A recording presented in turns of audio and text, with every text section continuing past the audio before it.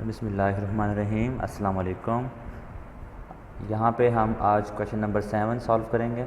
Question number 7 से पहले हम 6 क्वेश्चन सॉल्व कर चुके हैं, जहाँ पे हमने ये बेसिक जो हाईलाइट मैंने किया, ये सारे काम वहाँ पे हम कर चुके हैं। इसका कोड यहाँ पे हमारे पास ऑलरेडी रिटन है।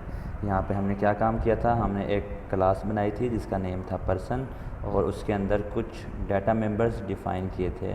डाटा मेंबर बनाए थे जो हमारे प्राइवेट डाटा मेंबर थे। प्राइवेट का मतलब ये होता है कि इन्हें जिस क्लास में डिक्लेयर किया गया है, सिर्फ उसी क्लास के अंदर हम इनके ऊपर कोई ऑपरेशन परफॉर्म कर सकते हैं। इस क्लास से बाहर जाके हम इन्हें डायरेक्टली यूज़ नहीं कर सकते। अगर इस क्लास से बाहर हमें इन्हें यूज़ करना होता है तो हम जस्ट इनके फंक्शन को कॉल करते हैं, जिन फंक्शन में ये डिफ़ाइन हुए हैं, या जिन फंक्शन के थ्रू इनमें हमने डाटा इनपुट ली या इनके ऊपर कोई भी ऑपरेशन परफॉर्म किया हुआ होता है। इसके बाद हमने पब्लिक टाइप का एक मेथड बनाया था जिसके ज़रिए से हमने स्क्रीन पर डाटा डिस्प्ले करवाया। फिर हमने पब्लिक टाइप का एक मेथड बनाया जिसका नेम था सेट डाटा, जो वेरिएबल जो हमारे ऑब्जेक्ट को इनिशियलाइज़ करने के लिए इस्तेमाल होता है, जबकि इसमें हमारा मेन काम ये है कि हमने यूज़र से इनपुट लेने के लिए एक मेथड बनाना है जिसका नेम है गेट डाटा। तो पर्सन की क्लास के अंदर आके सबसे पहले हमने अपने प्रोग्राम में बिल्कुल टॉप पे जाना है, और यहाँ पे जाके हम लिखेंगे import java.util.scanner। सबसे पहला काम हमने यहाँ पे ये करना है कि हमने एक लाइब्रेरी फ़ाइल यहाँ पे इंपोर्ट करनी है। इसके बाद हम अगेन आएंगे उस मेथड में, तो पब्लिक वाइड और गेट डाटा, ये सारा सिग्नेचर हमारा वो है जो हमारा यूज़र से इनपुट लेने के लिए हमने मेथड बनाया। अब यहाँ पे आके हमें सबसे पहले स्कैनर जो हमने ऊपर क्लास इंपोर्ट की है उस क्लास का हमें ऑब्जेक्ट बनाना है। तो हम यहाँ पे लिखेंगे scanner input equal new scanner. तो याद रखिएगा, जब कभी भी हमने यूज़र से इनपुट लेनी है तो हमें सबसे पहला काम क्या करना है, हमें स्कैनर का ऑब्जेक्ट बनाना है, और स्कैनर का ऑब्जेक्ट बनाने के बाद उसका जो यहाँ पे कंस्ट्रक्टर होता है स्कैनर का, उसके अंदर हमें सिस्टम डॉट इन को यहाँ पे पास करना है। तो अब हमारे पास यहाँ पे एक ऑब्जेक्ट बन चुका है इनपुट का। अब इस इनपुट के अंदर जितने भी हमारे बेसिक डेटा टाइप्स हैं उन सब के अंदर इनपुट लेने के मेथड यहाँ पे डिफ़ाइन है। सपोज़ फर्स्ट वन जो हमने इनपुट लेनी है वो आईडी में इनपुट लेनी है, तो हम लिखेंगे आईडी इक्वल टू इनपुट। अब यहाँ पे मैं अगेन बताता चलूँ, जो भी आपने यहाँ पे नेम लिखा था वही नेम हम यहाँ पे लिखेंगे। सपोज़ अगर यहाँ पे इनपुट की बजाय आपने सिर्फ इन लिखा था तो यहाँ पे भी हम इन लिखेंगे, इन डॉट नेक्स्ट इंट। यहाँ पे जो इंट लिखा जाएगा उसका आई कैपिटल होगा। फिर उसके बाद हमें इनपुट चाहिए यहाँ पे नेम में, तो नेम स्ट्रिंग टाइप का है तो इसलिए हमें यहाँ पे लिखना पड़ेगा इन डॉट सिर्फ नेक्स्ट। फिर हमें एज में इनपुट चाहिए तो हम लिखेंगे age equal to in dot next int. और लास्ट पे एड्रेस में इनपुट चाहिए तो address equal to in dot next int. तो ये मेथड है हमारा, सॉरी ये स्ट्रिंग टाइप का था इसलिए यहाँ पे लिखेंगे नेक्स्ट।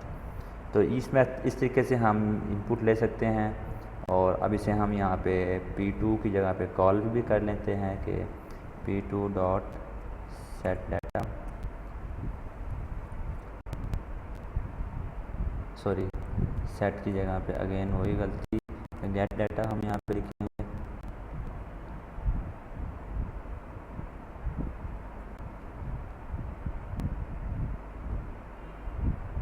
कंपाइल करते हैं इसे। देखें अब यहाँ पे ये हमसे इनपुट डिमांड कर रहा है, लेकिन हमें आइडिया नहीं है कि इनपुट हमने किस चीज़ की देनी है। तो यहाँ पे जब भी हमने यूज़र से इनपुट लेनी है तो हम उससे पहले system dot out dot print l n की स्टेटमेंट भी यूज़ करेंगे। यानी आईडी से पहले हम यहाँ पे लिखेंगे system dot out dot print l n, और यहाँ पे हम लिखेंगे कि enter the value of ID. फिर अगेन हम इसे कॉपी कर लेते हैं पूरी स्टेटमेंट को, और यहाँ पे हम आके लिखते हैं कि एंटर द वैल्यू ऑफ, या एंटर द नेम सिर्फ कर लेते हैं। फिर थर्ड पे हम यहाँ पे लिखेंगे आके कि enter the value of, enter the age, और लास्ट पे आके हम यहाँ पे एड्रेस की इनपुट लेंगे, तो हम लिखेंगे एंटर द एड्रेस। अब अगर इसी मेथड को रन किया जाए तो यहाँ पे हमारे पास इसकी आउटपुट में डिस्प्ले होना है, तो ज़रा देखते हैं इसकी आउटपुट। देखिए लिखा हुआ आ रहा है कि enter the value of ID, तो आईडी में मैं 2 दे देता हूँ। एंटर द नेम, तो मैं यहाँ पे अपना नेम इरफान लिख देता हूँ, और एंटर द एज 28 मेरी एज है, और एंटर द एड्रेस तो सरगोधा। देखिए अब दोनों का डाटा यहाँ पे डिस्प्ले हो गया।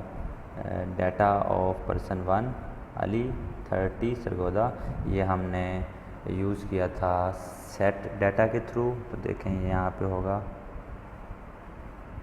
देखें ये सेट डाटा के थ्रू हमने डाटा सेट किया। फिर इसके बाद यहाँ पे आ गया data of person 2 Irfan 28 and Sargodha, ये हमने गेट डाटा के थ्रू इनपुट ली यूज़र से। तो ये हमारा आज का बेसिक प्रोग्राम था। यहाँ पे 2 चीज़ें इंपॉर्टेंट थी कि जब भी हमने यूज़र से इनपुट लेनी है तो हमें एक क्लास है स्कैनर की, उसे इंपोर्ट करना है, जिसका सिंटैक्स ये है कि इंपोर्ट java.util.scanner, और उसके बाद हमें जिस मेथड में इनपुट चाहिए यूज़र से उस मेथड में स्कैनर का ऑब्जेक्ट बनाना है। और यहाँ पे हम कोई भी नेम लिख सकते हैं, फॉर एग्ज़ाम्पल इनपुट, क्योंकि मैं आमतौर पे इनपुट ही यूज़ करूँगा नेक्स्ट लेक्चर्स में, तो यहाँ पे आप इनपुट को यूज़ कर लें। इन भी यूज़ कर सकते हैं, कोई और भी वैलिड नेम अगर आप चाहें तो यूज़ कर सकते हैं। और उसके बाद अगर आपने इंटीजर इनपुट चाहिए तो आप नेक्स्ट इंट लिखेंगे। अगर फ्लोट में इनपुट चाहिए तो देखें ज़रा, हम लिख सकते हैं इनपुट डॉट। तो ये जितने भी हमारे पास मेथड आ रहे हैं, सपोज देखें यहाँ पे नेक्स्ट आगे देखें इंट है, बिग डेसिमल है, बिग इंटीजर है, बिग इंटीजर, बूलियन, बाइट, ये तमाम मेथड हमारे पास यहाँ पे लिखे हुए हैं। देखें यहाँ पे ये फ्लोट आ गया। नेक्स्ट लाइन स्ट्रिंग में इनपुट लेने के लिए इस्तेमाल होगा, ठीक है। और ये सारे मेथड यहाँ पे डिफ़ाइन हैं, ज़रूरत के मुताबिक हमें जो ज़रूरत पड़ेगी वो हम यहाँ से यूज़ कर सकते हैं। स्टूडेंट, ये था हमारा आज का लेक्चर, ये इस सीरीज़ का लेक्चर नंबर 7 है। मिलते हैं नेक्स्ट लेक्चर में, जहाँ पे हम कुछ नई चीज़ सीखेंगे। तब तक के लिए अल्लाह हाफिज़।